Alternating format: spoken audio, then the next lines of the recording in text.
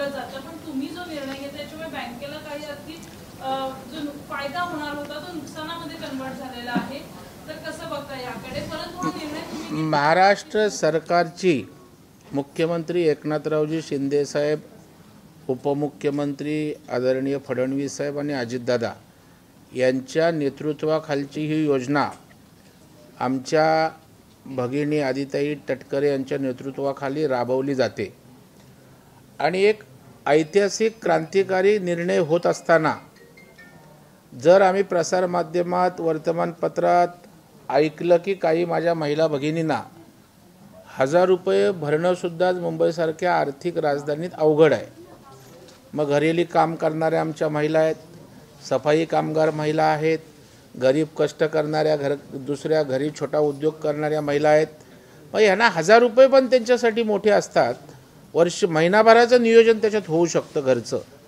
आणि मग अशा वेळेला आपल्याला काही करता येईल का? मग मी जेव्हा बातमी चॅनलवर त्या ठिकाणी ऐकली त्यावेळेला आदित्यताईंना मी फोन केला, बोललो अशा प्रकारचा आम्ही निर्णय घेतोय आणि काल मुंबई जिल्हा बँकेनं आम्ही अशा प्रकारचा एक सहकारातला सुद्धा क्रांतिकारी निर्णय, कारण आपण जो प्रश्न विचारलात 1 लाख अकाउंट जरी पकडली, प्रत्येकी 1000 पकडले तर 10 कोटीचा त्या ठिकाणी अर्निंग, त्या ठिकाणी इन्कम मुंबई बँकेला झालं असतं किंवा इन्कमिंग असतं. 2 लाख उद्या अकाउंट जर गेली तर 20 कोटी रुपये झालं असतं. परंतु सहकार किंवा सरकार हे प्रॉफिट मेकिंग इन्स्टिट्यूशन नाही आहे. आम्ही नफा कमावणाऱ्या संस्था नाही आहोत आणि त्यामुळे सहकाराची जिल्हा बँक ही जनतेची आहे, सर्वसामान्यांची आहे. या भावनेतनं आम्ही अशा प्रकारचा निर्णय घेतला आहे.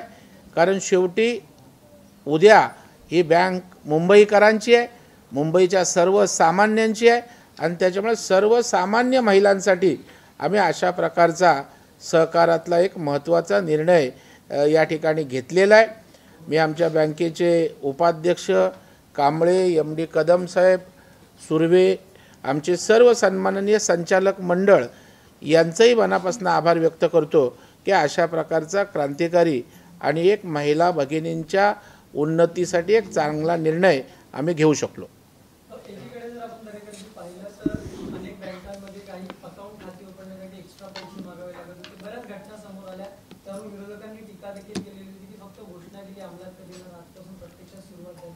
विरोधकांना खोटं बोल, रेटून बोल, फक्त थापा मारायच्या, टीका करायच्या.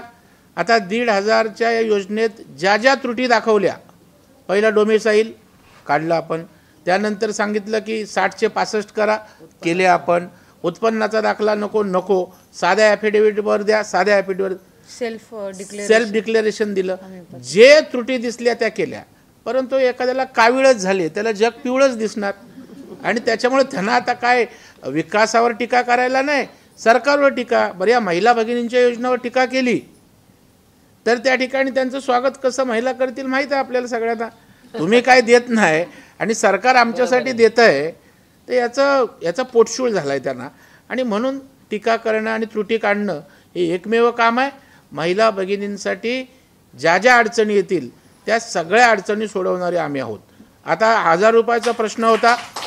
आदितीताईंनी, राज्याच्या उपमुख्यमंत्र्यांनी मला फोन केला की तुमच्या जिल्हा बँकेला करता येईल का, असं तात्काळ निर्णय घेतला.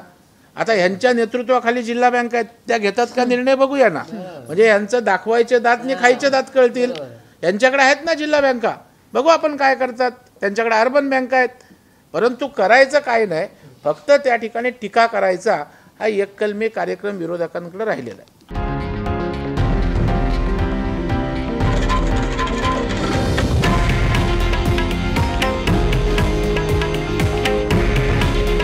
हे आहे देशातील नंबर 1 न्यूज नेटवर्क आणि आपण पाहत आहात TV9 मराठी. काळजी तुमची, हित महाराष्ट्राचं.